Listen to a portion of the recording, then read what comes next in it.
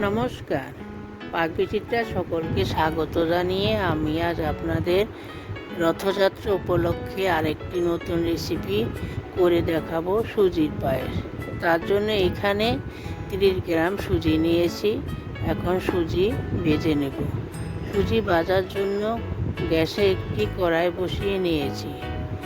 এখন দিয়ে দিব 1 টেবিল চামচ ঘি দিয়ে দিচ্ছি। ঘি গরম করে নেব।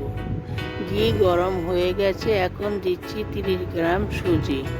এখন গ্যাস লোতে রেখে অনবরত নেড়েচেড়ে সুজি ভেজে নেব, যাতে তলায় লেগে পুড়ে না যায়।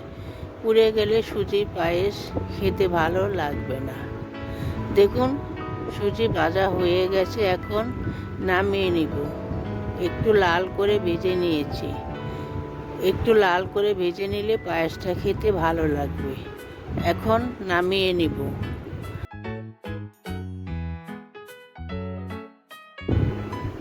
এখন ভেজে নিব কাজু কিশমিশ। তার জন্য গ্যাসে একটি কড়াই বসিয়ে 2 টেবিল চামচ ঘি দিয়ে দিব। ঘি গরম করে নিব। ঘি গরম হয়ে গেছে, এখন দিচ্ছি কিছু কিশমিশ আর কাজু কিশমিশ ভেজে নিব। অনবরত নেড়ে চেড়ে গ্যাস লোতে রেখেছি। দেখুন, কাজু কিশমিশ ভাজা হয়ে গেছে, তুলে নিব।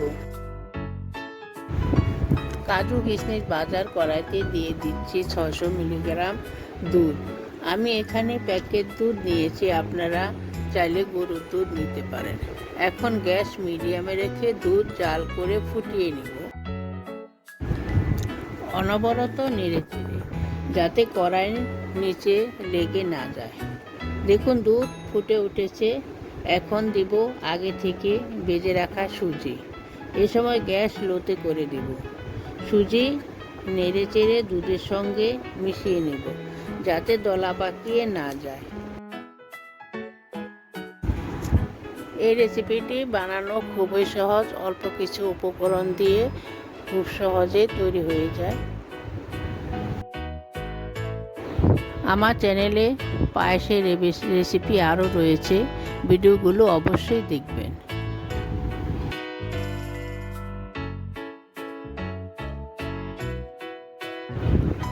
এখন দিচ্ছি ভেজে রাখা কাজু কিশমিশ আর দিচ্ছি একটি তেজপাতা।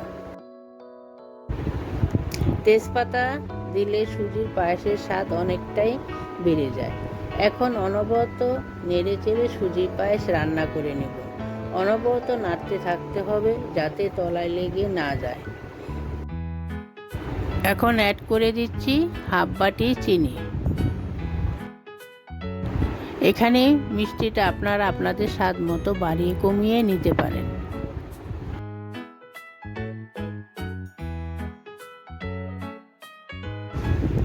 দেখুন, সুজির পায়েস অনেকটা ঘন হয়ে গেছে।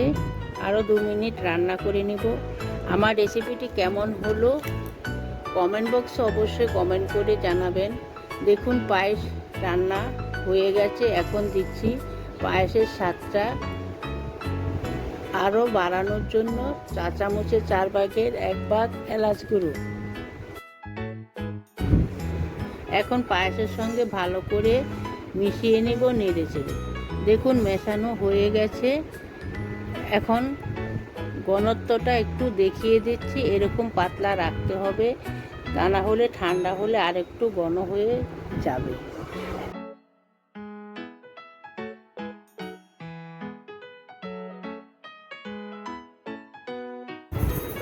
এখন নামিয়ে নেব। নামিয়ে সার্ভ করে নিব। এখন কিশমিশ দিয়ে গার্নিশ করে নিব। দেখুন, ঠান্ডা হওয়ার পর ঘনত্বটা দেখিয়ে দিচ্ছি।